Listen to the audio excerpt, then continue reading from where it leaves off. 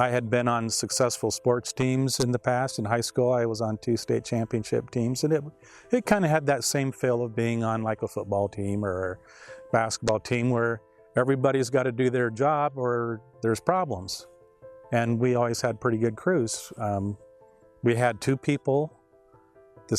We had one person the second year that actually left on his own from Minnesota and found his, paid for his own way back.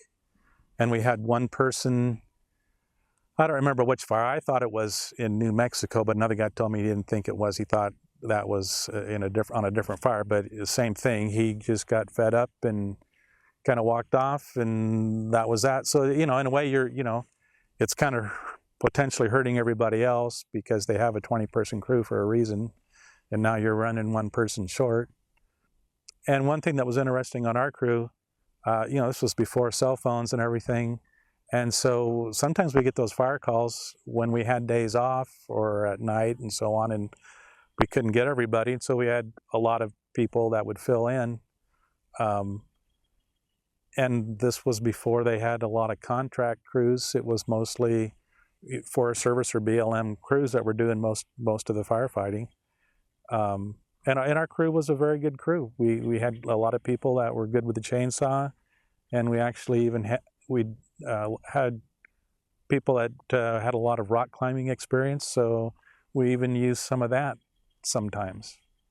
Well, I remember when we were on the fire in Minnesota, we were working at night, and so we're going into this area where you hadn't really seen the area before in the daylight or anything. You're out there, and we're out on this bluff, and there's this snag that we're trying to cut, and I'm hanging out off, and this guy, this faller, with forearms about the size of my thighs, is holding onto the back of my pants, and I'm hanging out off this cliff cutting this tree. And you think back and you go, wow, that was kind of stupid. But of course, at the time, you didn't think anything about it. We were working directly with a crew that had started out running the food and stuff in the camp, and then I think the fire had maybe even burned through the fire camp, but it had gotten a lot worse, and so they turned this convict crew into a line cutting crew instead of just a camp crew. They're out there with us. They got these orange jumpsuits on. This is in California, and they didn't have fire shelters.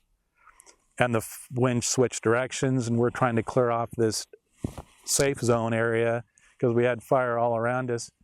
And the next thing you know, these helicopters are coming in and kind of doing a self-rescue, and these guys were all Vietnam veteran pilots at that time.